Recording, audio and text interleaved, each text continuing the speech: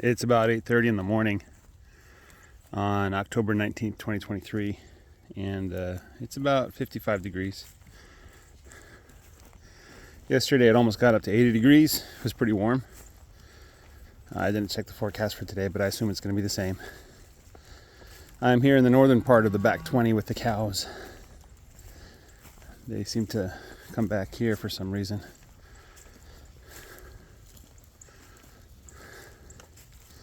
Well, these guys are eating weeds.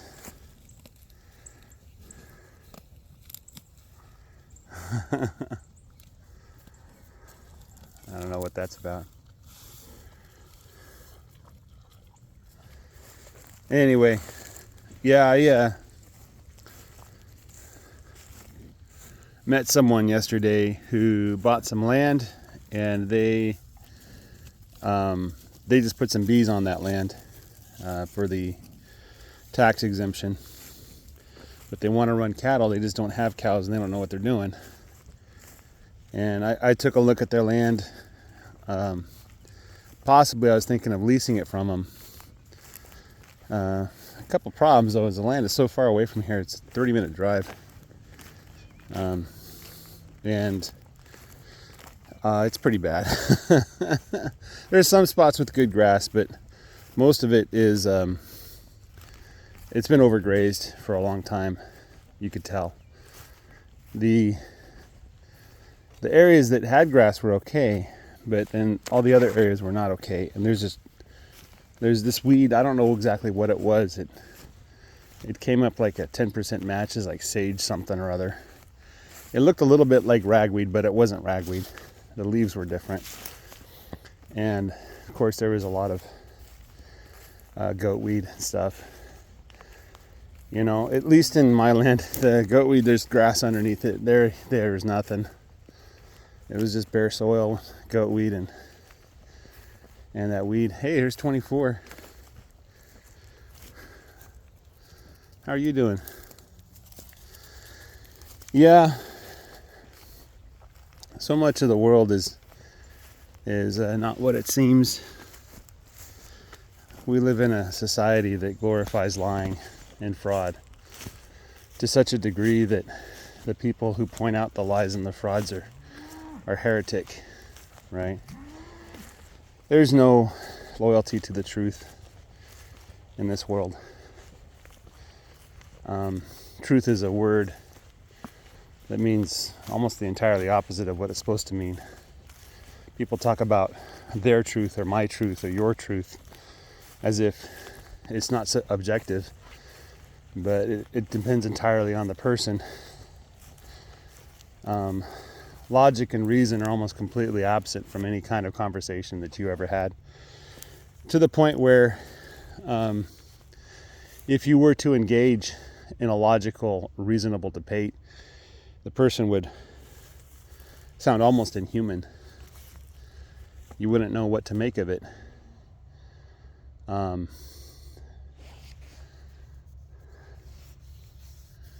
You think that the person who's using logic and reason is some kind of psychotic or uncaring person who doesn't have any feelings at all.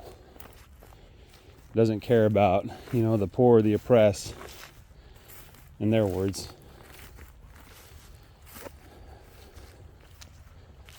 It's such a sad world we live in. It really is a fallen world. There's no hope in the world. Look at this. That's some kind of reed. Looks like it is. I had programmed for a long time, and the first couple jobs programming that I had were pretty decent. The people I got to work with were at least somewhat logical and reasonable, and they cared about actual results instead of perceptions. That soon vanished, though. I don't know what happened to our industry. I don't know if it was ever any good to work in, or if I was just managed to find the 1 out of 1,000 opportunities,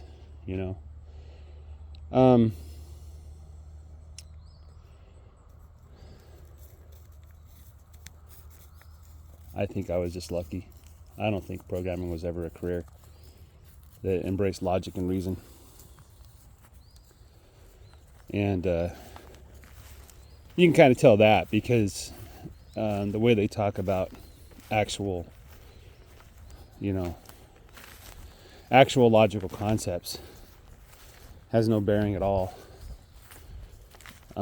with the logic. It's all a bunch of nonsense. I guarantee you that 90%, 99% of, if you have a dev team, 99% of what your dev team is doing has nothing to do with your business and is probably making your company worse off. Because the people who are doing it,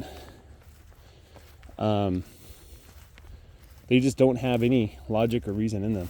They can't reason their way out of a paper bag. They just program based on emotion. I worked at Amazon. I could probably talk about this one. So I transferred over to a team that was involved in a lot of transactions per second. And when I say a lot, I mean like thousands and thousands, right? So there's thousands and thousands of page loads of our app, of our thing. And, since basically every page on the Amazon website, well, the busy pages were using our product, we had to make sure it was fast and responsive. And one year, the first year I was on that team, I was there for like a month. The other two people took some time off because they're overworked. And, the Christmas season started and the Amazon website started to brown out. It started to slow down and, traffic started piling up. Things weren't good. It turns out it was our software. And so I had to figure out what was causing it and how to fix it with a whole bunch of not happy people on the phone line from across the country, across the company. Thankfully, I was able to figure it out pretty quick, and we were able to remedy the situation and stop the problem. And then when the team came back from vacation, I was able to tell them, like, hey, this is what happened. This is what we need to do going forward. And because of the severity of the error, I had to give a talk to the entire company, the technical people, about what happened and how to prevent it in the future. They call it a COE, cause of error. So I published a document that described the cause of error, and I published a prescription going forward what we should do. The next year, the managers decided that they wanted to take our product and multiply it by 100. Which is fine. We just need resources for that, and one of the resources we needed was more developers. So we made the mistake of asking for more developers. And so they sent over a team of 6 people that worked on a failed project, People that we should have, from the beginning, we should have said, no, we don't want those people. But of course, you don't get to say those things when you're a developer. And so I spent the next 3 to 4 months trying to teach them the basic principles of what we were doing and why we were doing it that way. And explain to them the design of the next generation of the product. And so I had prepared like a 50-page document or something like that, some insane long document, because I knew what questions they were going to ask. These were junior developers in a senior position, And so I spent months trying to teach them, get them up to speed on our product. And they kept asking dumb questions, A lot of the questions I could point to the document and say, did you read on page 6, paragraph 7? Because I talk about that exact thing right there. And one of the guys admitted they didn't actually read the document. And then I asked him, I said, why would I put my time together and make a document if you're not going to read it? So I just threw the document away. And so I said, look, you guys, you don't know what the product is, or how it's working, you don't know how to fix it or make it better. If something stopped working, you wouldn't know what went wrong or how to find the problem. So I don't know how you intend to help us on this project, but you have to catch up to where we're at.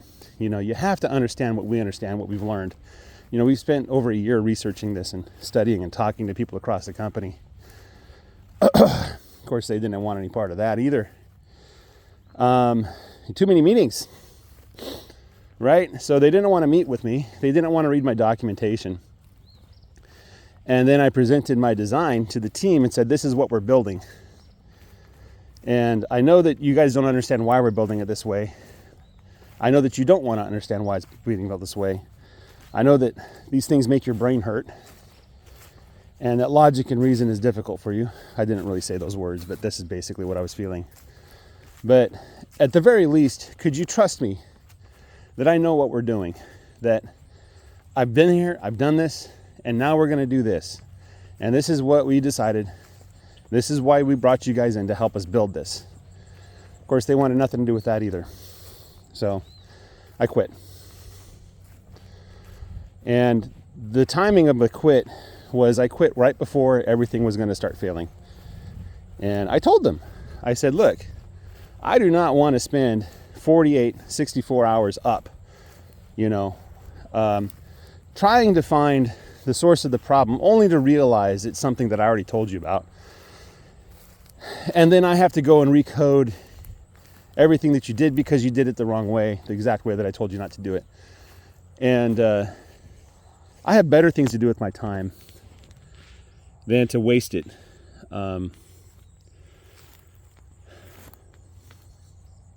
So I quit. I walked away from Amazon. What's funny is on the way out, the HR guy says, for your rank and your position, you should have been paid quite a bit more, at least 50% more.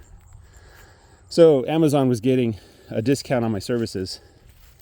They weren't even paying attention to what I was saying, which is fine.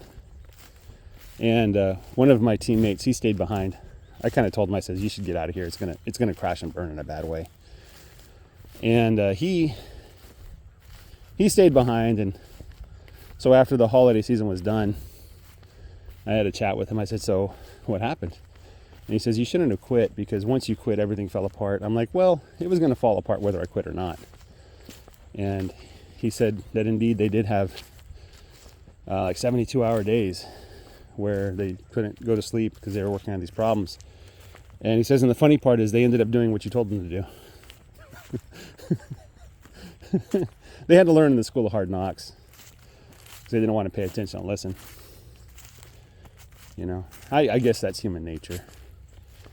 You don't want to learn, you want to experience.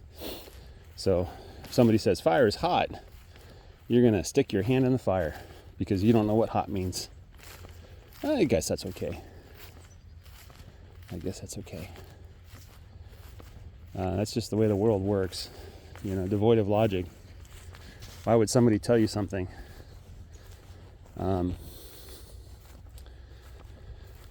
Anyway, yeah, logic and reason. So we should use logic and reason. We should analyze what people are saying carefully and consider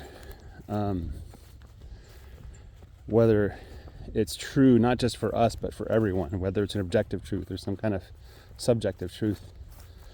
And we should, act accordingly. That's basic, it's when somebody tells you something, you just can't trust them. You have to look into and analyze and reason with what they've said. Some people are stupid. A lot of people, everybody's stupid. So they're going to make mistakes. How are you going to find those mistakes, right? How are you going to analyze their statements and see what is truth and what is error? Are you just going to accept everything blindly? Or are you just going to reject everything blindly? Even a homeless man that's has mental problems and is on drugs, even he can say truth from time to time. A broken clock is right twice a day, right? We're talking about those old mechanical clocks with the hands. For you youngins who probably don't even know how to read a clock, Broken clock is right twice a day, right? It's not the messenger that matters. It's the message. We have to learn how to analyze messages and parse whether it's true or false, right? And, maybe you should consider the advice of your elders, of people who've been around, with a bit more weight than others. Maybe. Maybe you should consider expert advice and reasoning a little more deeply. But at the same time, you can't just accept it blindly. You have to understand and reason through it. I was intending to engage with these developers on a intellectual and logical and reasonable level. They didn't want that. I was going to give my time and my energy to help them understand the problem, help them correct any false understandings. They don't want that either, and so, such people aren't really of use to me. And the fact that we had them in our code base making changes and breaking things without even realizing it, it's painful. Oh well, I guess I don't have a way with words, or I'm not very persuasive. That's fine. I never intended to be persuasive. That wasn't my goal in life. I wanted to be right. I wanted to have the right answer and, be able to do things and get things done. That's what I emphasized and what I focused on. Originally, my dream was to become a hermit and live in the mountains all by myself, finding my own food and entertaining myself and not having a care in the world, not being connected to society. I really didn't see much use in it. That was my experience going to school. That's what I concluded was best for me. I just don't get along with people. I don't like them, It's not that I hate any one race in particular. I just don't like everybody. So I'm an equal opportunity racist, I guess. I don't like men or women. So I'm a misogynist and a misandrist. I just don't like people.